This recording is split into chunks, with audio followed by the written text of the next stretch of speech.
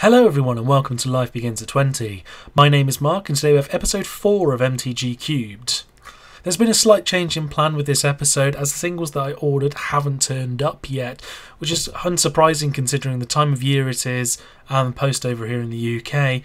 So I've decided to change it up and have all of the 2-colour guild cards instead.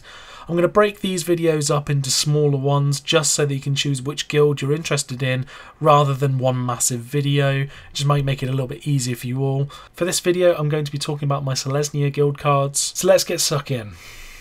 So first up in the Selesnya guild we've got Ajani, Mentor of Heroes. So in each of the guilds I've made sure there is a one planeswalker at least, just to make sure that everything's fair. So with Ajani here we've got 2+1, so distribute 3+1/+1 counters among 1, 2 or 3 target creatures you control. Great, helps with the +1/+1 counter theme that I've got going on in the cube. The second one is to look at the top 4 cards of your library. You may reveal an aura, creature or planeswalker card from among them and put them into your hand. Rest to bottom of your library in any order.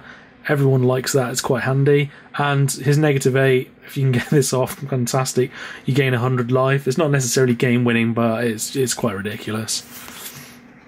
Into the creatures now, we've got Dauntless Escort.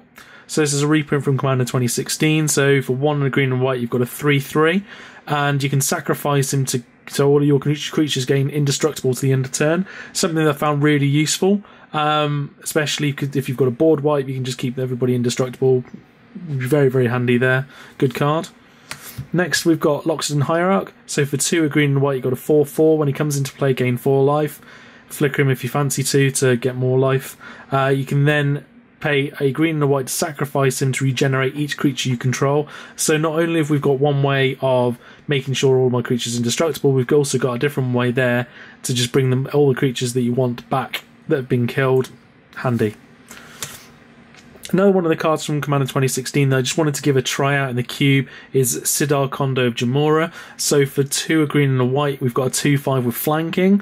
So whenever a creature without flanking blocks this creature, the blocking creature gets -1/-1 to the end of turn, which is quite handy. And creatures your opponents control without flying or reach can't block creatures with power 2 or less. This is really nice because if you're going to go with the tokens style deck, so if you're going to have lots and lots of small tiny creatures, they're just going to be able to get through or get rid of things that have got flying and reach the opponent has. They're going to have to deal with him if you've got yourself a nice big board presence. Could work out really well or might be quite poor. I'm not 100% sure, but I think he might do well. Next up we've got Juniper Order Ranger. So for 3 green and a white, it's something else for the +1/+1 counter theme. So whenever another creature enters the battlefield under control, put a +1/+1 counter on that and 1 on this. So again, you're just going to build up creatures. He's going to get quite big if you can get a lot of creatures out after him. Handy card. Next up, we've got to help protect our humans theme, a Sigarda Heron's Grace.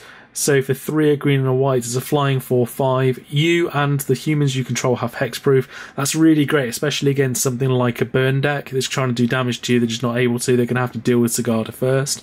You can pay 2 to exile a card from your graveyard to put a 1/1 white human soldier creature token on the battlefield as well. So if you've got extra things in your graveyard and you're not actually able to do anything with them, later on in the game it's going to help you just, recycle those cards into creatures. Handy. This one I'm not 100% sure on, but I just do like it because it's quite fun.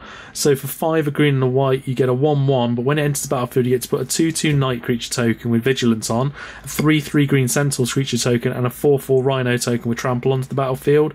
So realistically, for 7 mana, you're getting yourself 10 power and toughness worth of things. If you can flicker this on, even better. I think it could end up working quite nicely.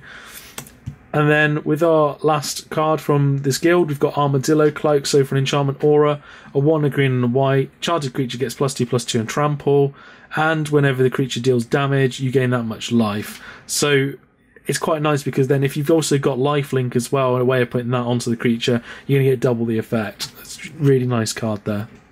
So those are all the cards I have from this guild. If you want to see the rest, I've put a link in the description below for them all. If you have any suggestions for improvements to these cards, do let me know in the comments section below. I'm always keen to find upgrades for my cube and to learn what you all think. Your suggestions for my white cards has been truly amazing, so thank you all for the suggestions that you've given. If you enjoyed the video, please hit the thumbs up button and hit the subscribe button for new content every Tuesday and Friday. I'll be running my Christmas giveaway on Friday, so do watch out for that. Thank you all so much for watching, and I'll see you in the next video.